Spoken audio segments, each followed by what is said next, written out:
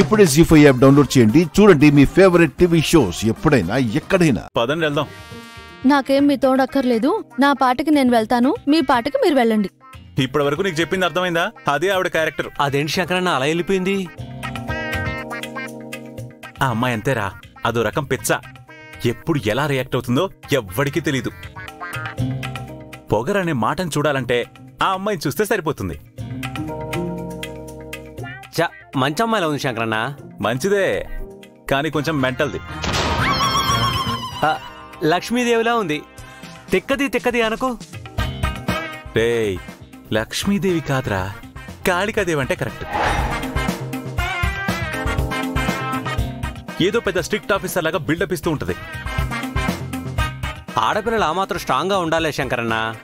Strong గా ఉండాలరా, మరి బండరాయిలాగా ఏ emotion లేకుండా కాదు. నీకు విషయం చెప్పనా? జనరల్ గా అందరూ ఇంటి ముందు కుక్కుంది జాగ్రత్త అని బోర్డు పెట్టుకుంటారు కదా. ఆవిడ చెల్లెళ్ళు మాత్రం అక్క ఉంది జాగ్రత్త అని బోర్డు పెట్టుకోవాలి. ఇంకొదిలే శంకరన్న. మొన్న కూడా తమ్ముళ్లతో ఇలాగే మాట్లాడుతుంటే గుంట నక్కల వెనక నుంచి మొత్తం వినేసిందిరా. ఇప్పుడు కూడా వింటూనే ఉంది. వెనక్కి చూడు, కాళికాదేవి కనిపిస్తుంది.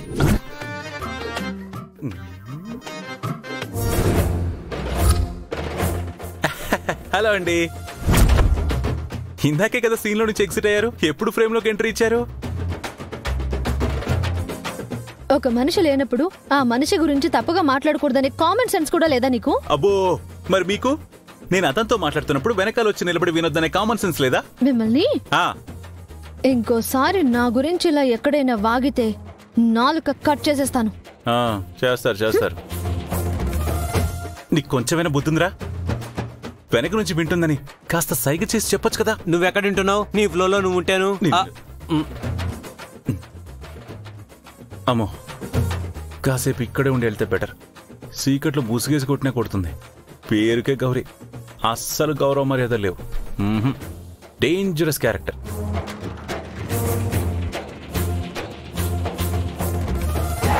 ఊరుకుంటున్నాను కదా అని రెచ్చిపోతున్నాడు. నా సంగతి తెలీదు వాళ్ళకి. ముందు బాబాయ్ ననాలి. కాంట్రాక్ట్ చేయించి నా కంటగట్టాడు. ఛ!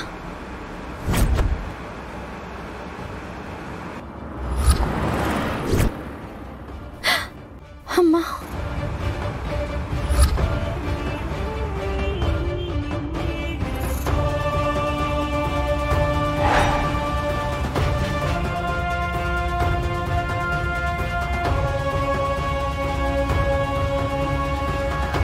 రేయ్, టైం ఎంతరా? 9 అన్నా. దేవకన్యలు భూలోక విహారానికి వచ్చేది అర్ధరాత్రి దాటాకే కదా. ఈ దేవకన్య ఇంత ఎర్లీగా వచ్చేసిందేంటి? ఎక్స్క్యూజ్ మీ.